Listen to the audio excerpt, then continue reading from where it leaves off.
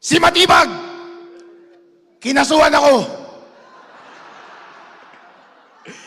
Inciting to sedition. Inciting to rebellion.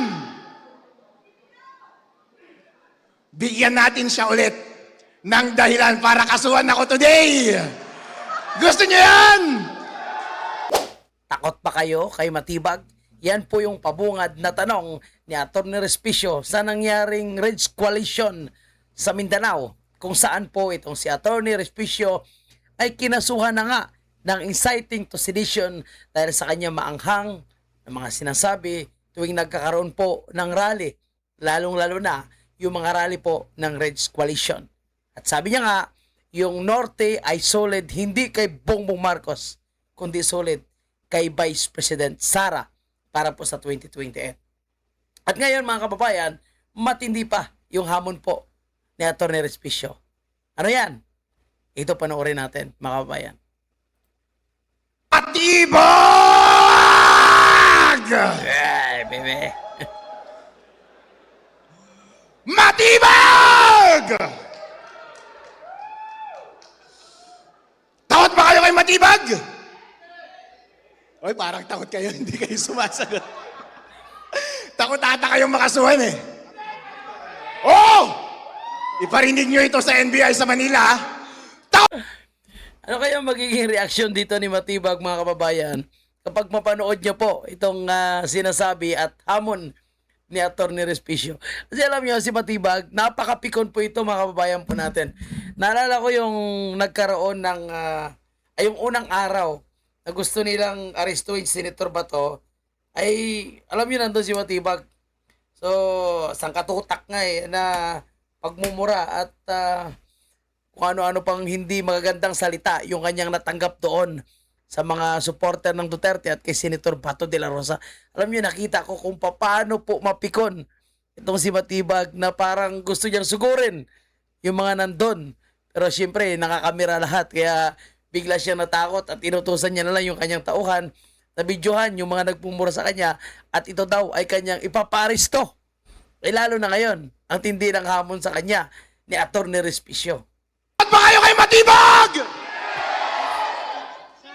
Isa pa. Takot ba kayo kay Matibag? Takot ba kayo kay BBM?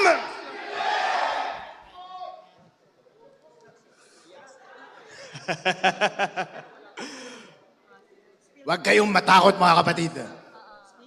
Ako si Atty. Harold Respicio, Vice Mayor ng Reyna Mercedes Isabela. Galing sa Northern Luzon. At ang Northern Luzon ay solid Sara Duterte!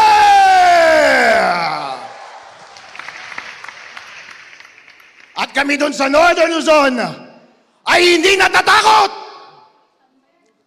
Kahapon, si Matibag, kinasuhan ako.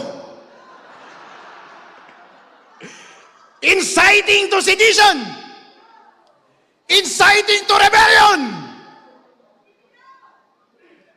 Bigyan natin siya ulit ng dahilan para kasuhan ako today. Gusto niyo yan? Alright? Kinakabahan yung mga nakaupo sa harap. Si Mike, ang dami ng kaso. Nakasuhan rin yan kahapon eh.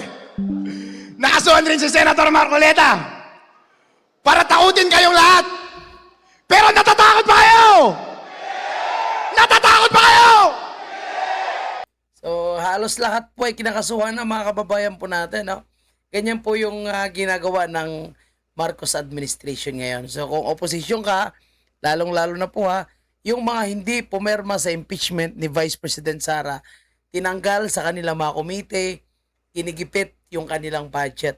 So, sinasabi nga ni Congressman Mike Defensor o Secretary Mike Defensor, walang deklarasyon ng martial law. Pero itong aksyon na ginagawa ngayon ng gobyerno ni Bongbong Marcos ay martial law na. At ginagamit niya po ang NBI para gipitin yung mga taong nagsasalita at nagpupulgar sa anomalya ng korupsyon. Alam niyo, sa korupsyon, dapat magpasalamat si Bongbong Marcos kung mga may nagsasalita. Kasi nga, yan naman yung gusto niya eh. Sabi niya pa nga, isumbong niyo sa akin kung talagang may alam kayo na korap. Eh, nung mga nagsilabasa, nagsalita, eh ngayon ginigipit. Kasi nga, ang talagang ulo ng corruption, siya yung tinuturo eh. Kahit yung mga maris, siya yung tinuturo. Kaya nakakabilib po yung tapang ni Atty. Respicio. Of course, nandyan si Congressman Mike, si Baste, si Kong Alvarez, marami pang iba na mga miyembro ng coalition na nakabase po sa Mindanao, yung mga nandyan. Ay yung mga taga Mindanao, hindi takot yan. Lalong-lalo na po yung talagang solid na mga Muslim. Hindi natatakot yan kay Matibag. Eh tinanong sila, di ba? Takot sila kay Matibag? Hindi. Takot sila kay BBM? Lalong hindi. Kalaban yan, mga Mindanaoan yan. Nalala nyo po mga kababayan, nung eleksyon, kaya nga hindi na kampanya dyan yung bangag na grupo. Kasi nga, takot sila na kuyukin dyan sa Mindanao. Yun yun. So, matakot pa ba yung mga taga Mindanao kay Matibag at kay Bongbong Marcos? Hindi po matatakot yan. Kalaban yan. Alright! Maganda yan! Kapag sinabi ko matibag, sagutin ninyo yung damdamin nyo sa kanya. Pwede nyong sabihin, I love you. Or pwede nyong sabihin ng ibang bagay, okay? Lakasan ninyo, ha? Hindi yon inciting. Kasi tinatanong ko kayo, sumasagot lang kayo. Freedom of speech yon, di ba? Alright. Matibag! Alright. Isa pa. Lakasan ninyo, ha? Matibag!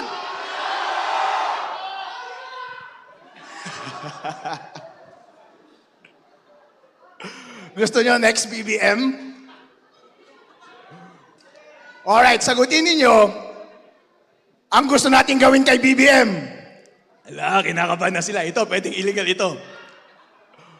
Pero sabi nila, kinasuhan ako dahil meron akong sinabi nung nakaraang Rage Visayas. Tinanong ko kasi sila dun sa Visayas eh. Gusto nyo na ba silang patayin? Ay, wag kayo sumagot! Diyan tayo kinakasuhan eh. Kasi sinabi ko, gusto nyo na ba silang patayin? Hindi. Ang sinabi ko, gusto nyo na bang patayin? Alright, sandali. Pero ang korupsyon, hindi ba? Yun ang tinanong ko. Pag nagtatanong ka, hindi inciting yun, di ba? I'm just asking. And sumasagot lang kayo. Okay? Ngayon, gusto kong sabihin ninyo, ang gusto nating gawin kay BBM. Alright. Gusto nyo? Alright. Wag lang patayin kasi yung patayin, illegal yun eh. Alright? Okay, handa na kayo. Lakasan ninyo. Iparinig nyo kay BBM. Hanggang matakot siya sa kanyang upuan. BBM! Alright. Isa pa. Grabe talagang energy ni Atty. Respicio. Sa totoo lang mga kababayan po natin, no? Kung napapanood dito ni Matibag at ni Bongbong Marcos, sigurado nang gigigil sila kay Atty. Respicio. Iba yung tapang nito eh. At syempre, abogado siya, matalino. So, alam na alam niya ang mga salita na bibitawan niya. BBM! Okay. Alright. Halo-halo. Pwede. Walang kaso yun. Walang kaso yun. Ito, isang tanong ito. Wala ulit kaso ito. Pero gusto kong tanungin sa inyo, ang sagot sa gusto nating gawin sa korupsyon. Pwede nating sagutin, panatilihin, pwede rin naman nating sabihin patayin. Alright? Lakasan ninyo ha. Anong gusto nyong gawin sa korupsyon sa Pilipinas? Patayin! Patayin! Patayin! Patayin! Patayin!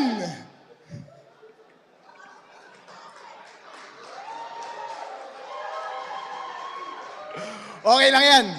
Kapag may kakasuhan, ako naman ang kakasuhan eh. Handa naman akong makulong habang buhay. Sabi ko nga, handa akong magpakamatay eh. Hindi ba? Yon, kaya saluto tayo dyan kay Atty. Respicio. Eh sabi nila, inciting daw yun kapag sinasabi kong handa ba kayong magpakamatay o handa akong mamatay? Eh si Ninoy Aquino nga, sabi niya Filipinos are worth dying for. Dying. Pero inciting ba yun? Hindi. Dahil lahat kayo ay bayani at willing kayong magpakamatay para sa ating demokrasya. Kaya tinatanong ko kayo ulit, willing ba kayong mamatay? Yun. Mamatay na tayong lahat.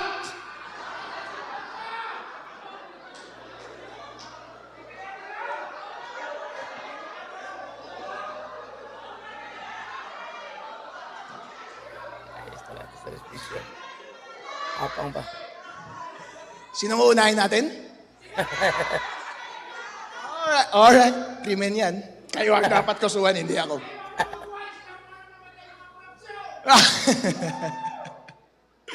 Okay. Mga kababayan, ito po ay ginagawa nila sa atin para tayo ay takutin. Pero karapatan po natin magsalita, hindi po? Hanggat hindi naman iligal ang ating ginagawa. Isa po akong abogado, alam ko ang sinasabi ko. Alam ko ang elements of inciting to sedition. Kapag ine-engganyo ko kayo, yun ang inciting. Pero kapag kayo ang sumasagot at tinatanong ko kayo, hindi inciting yun. Freedom of speech niyo yun. Kaya nila ako kinasuhan ay para tumahimik ako. Gusto nyo ba ako tumahimik? Hindi, siyempre. Gusto nyo ba ang tumahimik? Hindi. Tatahimik ba tayo? Hindi. Hindi po tayo tatahimik. Kayo po ang tunay na bayani ng ating lipunan ngayon. Dahil kayo po ay nag-ingay, meron po tayong nagawa. Meron tayong upper hand ngayon sa Senate. Yehey! Imagine po ninyo, hindi kayo nagsalita. Hindi nila mararamdaman ang pulso ng taong bayan. Dahil ang taong bayan, sino ang gusto nilang presidente? Baby Sara. Duterte! Duterte! Duterte! Di ba? Dahil narinig yon ng mga senator, bumaliktad sila. Pero kapag hindi po kayo nagsalita, talo na tayo sa Senate. At kapag kayo ay pagbibigyan si Boy Matibag ngayon at matatakot at tatahimik, yung kanilang istorya niya ang masusunod. At malina ang appreciation ng ating mga elected officials sa Senate. At baka isipin nila gusto natin ng impeachment. Gusto ba natin ng impeachment? Gusto ba natin ng impeachment? Hindi. Ayun. Kaya magpatuloy po kayo sa pag-iingay. Huwag po kayong papatibag kay matibag. Iyon. Napakagandang hamon po ni Atty. Respicio para rin sa ating mga kababayan. Kasi kung hinahamon niya si Matibag na gumawa ng maayos at yun nga, yung mga kaso na i-final sa kanya, sabi niya nga alam niya naman na ito ay hindi seditious dahil pinapag-aralan niya bilang abogado. So yung challenge niya ngayon sa ating mga kababayan ay huwag matakot at huwag manahimik, lalong-lalo na sa pagpapatahimik na ginagawa ng NBI. Ako nakikita ko dito kay Atty. Respicio, hindi nila kaya itong patahimikin. At the more na ginigipit nila itong si Atty. Respicio, nakikita ko dito is the more po na magiging sisikat ito at the more po na magiging matapang ito. Kaya nang ginagawa nila ngayon sa mga Duterte, yan ang ginagawa nila kay BP Sara, kay Mayor Baste, kay Congressman Pulong, at sa mga taga Davao. Lalong tumatapang, lalong lumalakas yung sigaw ng Duterte. Yung mga ginigipit po ng mga senador, congressman, o hindi nasa gobyerno, tinan mo, napapatahimik pa nila. Hindi po eh. Kasi iba na po yung sistema ngayon. Iba na po dahil may social media. So hindi nila kayang pagtakpan ang korupsyon. Hindi nila kayang pagtakpan ang kanilang kasinungalingan. At nalalaman pa rin ng taong bayan. At kung may mangyayari man dito sa kanilang mga tinatakot, sa kanilang kinasuhan, lalong magagalit yung taong bayan. Ngayon pa nga lang, galit na, lalong-lalo na sa ginawa nila kay Vice President Sara. Sa ginagawa nila kay Vice President Sara, ang ginawa nila kay President Duterte. Ngayon pa nga lang, ang taong bayan takot na. Galit na at hindi natatakot. So how much more kung ang lahat ng mga kalyado ng mga Duterte ay gigipitin nila. Kasi yan ang kanilang style ngayon eh. Martial law talaga eh. Mantakin mo yung hindi pumapapor sa kanila, tanggalan sa komite. O kaya sa mga senador naman na tinanggal si Soto, pinagkakasuhan at kung ano-ano pa, Marcolita, Escudero, Villanueva, Estrada, balita ko po, itong si Loren Ligarta is parang gusto rin pa-imbestigahan. Pero halos lahat yan sa oposisyon ay nakinabang sa kaba ng bayan. O, lalo na po yan si Risa Hontiveros, si Soto, si Lacson. Kaya gano'n lang sila kadesperado na patahimikin yung mga kalyado ng Duterte. Kasi po, mas pinapaniwalaan ng karamihan ng mga Pilipino yung mga Duterte, yung mga kalyado ng mga Duterte, kaysa mga kalyado ng Pinklawan at Dilawan, yung mga bangaglista. Kasi nga, nagsasanib puwersa po sila sa isang korupsyon. At ang nag-iisang lumalaban, ito lang yung grupo ng mga Duterte. Kasi lahat sila nag-alyansa na para lang silain yung mga Duterte. Di ba? Kaya ako, sa ating pagtatapos nakikita ko, hindi nila kayang patahimikin si Atty. Respicio. At lalo po itong tatapang. At aantayin ko yung magiging sagot ni Matibag sa hamon po ni Atty. Respicio. Maraming salamat.